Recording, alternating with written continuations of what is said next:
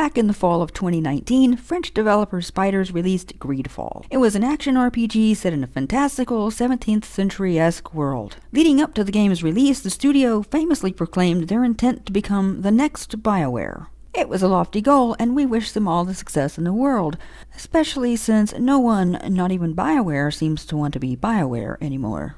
But while GreedFall was certainly Spider's best and most successful game to date, for us at least, it was no Dragon Age Origins. Now they've announced a sequel, GreedFall 2, The Dying World. Details are sparse for the moment. We know it's set 3 years before the adventures of Desardet in GreedFall 1.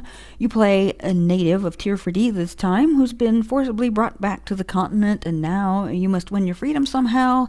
And the combat will be, and I quote, more tactical. And that's about it. So we thought we'd put together a short list of changes and improvements we'd like to see in the Dying World to make it feel more like those BioWare titles of old. Here then, in no particular order, is a list of 5 changes we'd like to see to make the Dying World better than its predecessor. More varied combat. The combat in GreedFall could use some sprucing up. To be blunt, it's repetitive and tedious. You can pause it and choose your next action, but after a while, once you hit level 15 or 20, you really don't need to. Just spam 1 or 2 attacks to kill the same 5 or 6 beasts or guys you've already killed 1,000 times before. Reskins notwithstanding, it's just boring. As we mentioned, Spiders has said that combat in the Dying World will be more tactical.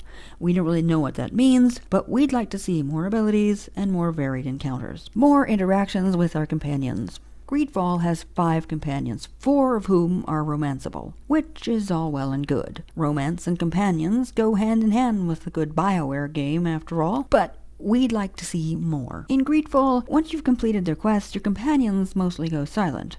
Even before that, though, we frequently only had one thing we could talk to them about at a given time. In the Dying World, we want to be able to stop and talk to our companions about what's going on in the story. Or in camp, ask them things about themselves. Another thing we love about BioWare companions is the banter. You know, the little side conversations your companions have with each other as you go about your business. Well, we'd love to see that in the Dying World, too. We'd also like to be able to level up our companions. There's nothing like finding a great new weapon only to realize that no one can use it, and there's nothing you can do about it. So yeah, just more with our companions, please. Except maybe the combat barks. Less of those would be great. Side quests.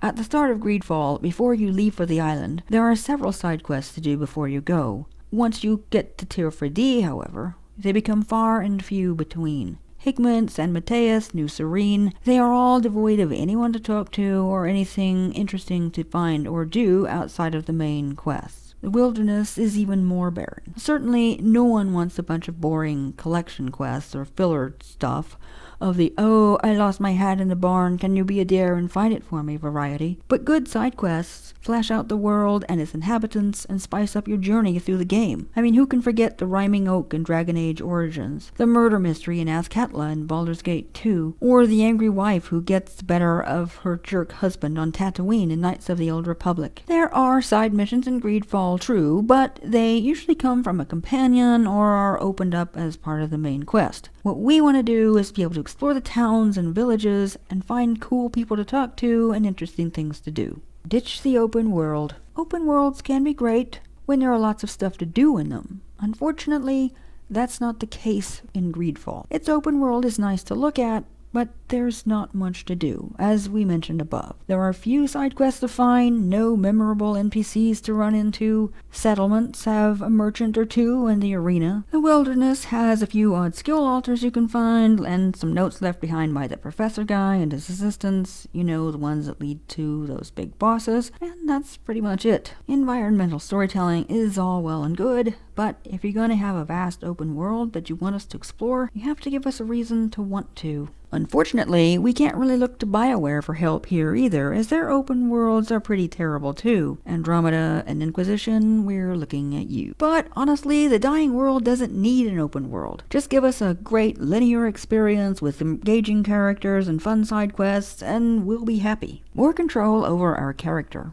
Now, the hallmark, for us at least, of classic BioWare games was the ability to choose our character's reactions to what was going on around them, to shape his or her personality through dialogue and actions. You had to be a ball spawn in Baldur's Gate, for example, but you decided whether your character indulged the dark power in their blood or rejected it. Your PC had to join the Grey Wardens in Dragon Age Origins, but you decided whether they welcomed it or resented it. In GreedFall, we're rarely given that opportunity. Desardet spews entire paragraphs worth of dialogue without ever giving us a say. If I'm to feel ownership of my PC, then I need to have a say in how they feel about the plot, not just watch passively as they tell me how they feel. Now, we're not asking spiders to copy BioWare word for word, but we think there are things that make BioWare games, well, BioWare games.